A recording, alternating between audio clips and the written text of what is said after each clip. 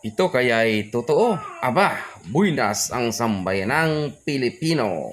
Panalo to! PBBM kinuha na ang Marcos account sa Belgium na nagkakahalaga ng 987 billion US dollars. Naku, ang yaman na natin. The mysteries, what could this be? So this is some sort of treasury certificate. It's a slightly fuzzy. Don't anymore, because this is dangerous already. Don't worry. Look. If only I had a photographic memory, I could tell you what it was. But it's no. all right. We can't show you. But it shows deposits in the name of Ferdinand Marcos in a bank in Brussels, and it's for $987 billion. 900. Can we show the camera? No.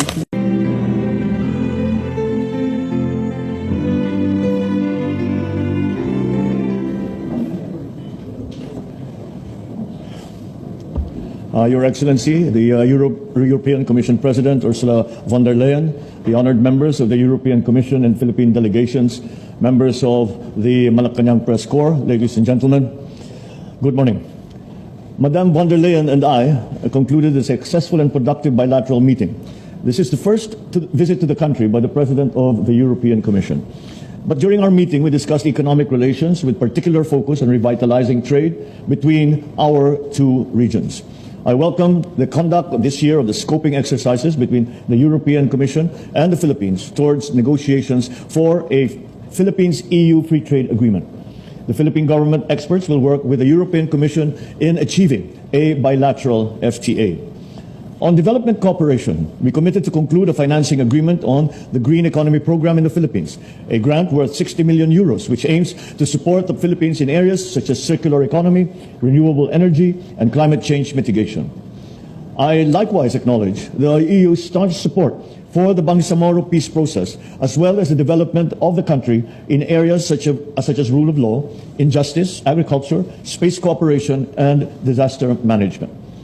I also thank the European Commission for their decision to extend the recognition of the STCW certificates issued by the Philippines, as this has a positive impact on the employment of more than 50,000 Filipino seafarers working on board EU flag vessels.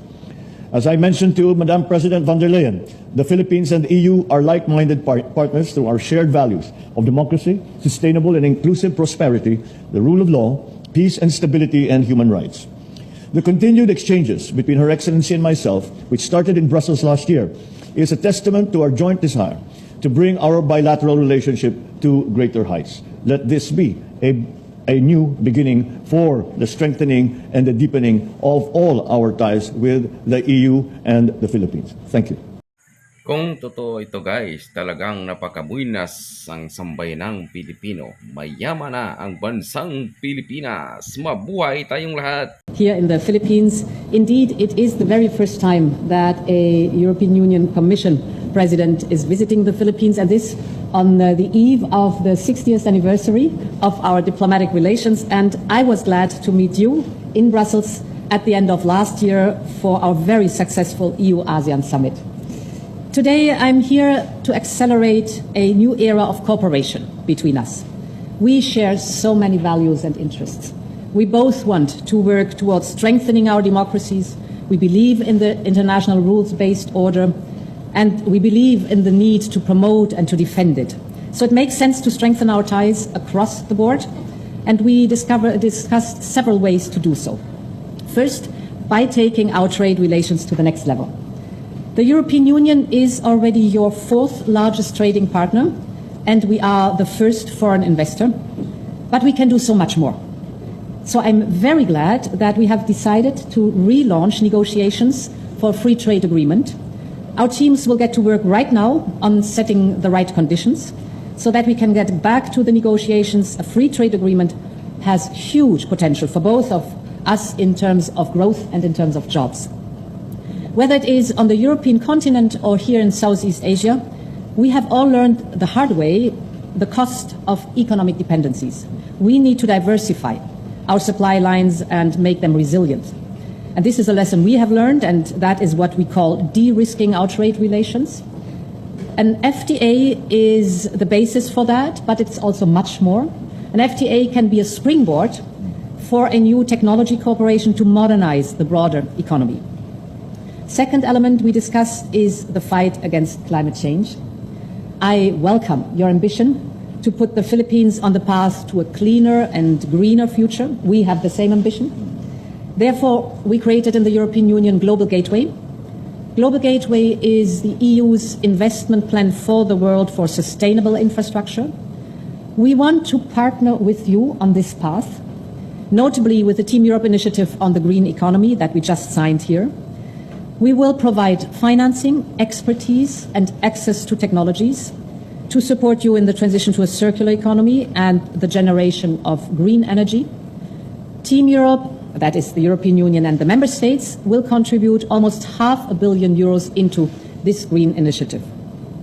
The European Union is also supporting your fight against climate change and extreme weather events with its so-called eyes in the sky. This is the Copernicus satellites. We're currently setting up a so-called Copernicus data mirror site within the Philippines Space Agency. And we have just signed an agreement to boost the flow on Earth observation data between us. This is very important for early warning, for example, for extreme weather phenomena and to improve the climate resilience. This is a first in space cooperation in Asia. My third point is on turning the Philippines into a digital hub in the region. Global Gateway will also play a crucial role here, and European companies are ready to come and invest in the Philippines. We will launch this year the digital economy package for the Philippines. That is, we will work together on fast and reliable connectivity with submarine cables, on cybersecurity training, and on deployment and development of 5G. We are also working on a possible extension on a submarine cable that we plan to build between the European via the Arctic to Japan. And this cable could go all the way down to Southeast Asia. And we believe that it could go via the Philippines. That would give you a strategic position on an infrastructure that could be instrumental both for your prosperity and national security. We will stay in close contact on this. My fourth point is on critical raw materials. We need them for our clean and digital future. Here too, the Philippines have a great potential, and we want to work in partnership with you. So let us start by identifying projects that we would develop your local mining industry, supporting your communities, and that contributes to a secure global supply of critical raw materials. Our existing partnerships on critical raw materials do not only invest in extraction, but across the whole value chain. We share technology and knowledge, we train the local workforce, and we empower local communities. And of course, we abide by the highest environmental standards. My final point is on cooperating on security. The global geopolitical landscape is changing. It is volatile, it is more threatening. Authoritarian leaders show that they are willing to act on their threats. Russia's war of aggression against Ukraine shakes the foundation of the international order. It is in violation of the UN Charter and the fundamental principles of international law, such as territorial integrity and sovereignty.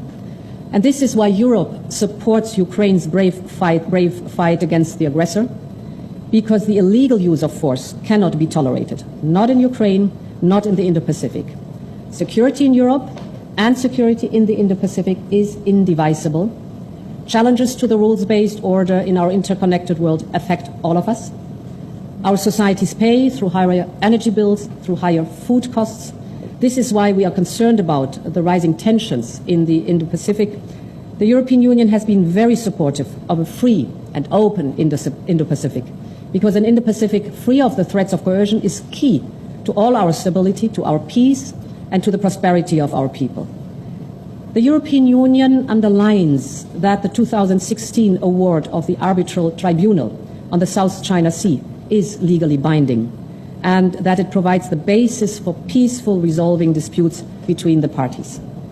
We are ready to strengthen the cooperation with the Philippines on maritime security in the region by sharing information, conducting threat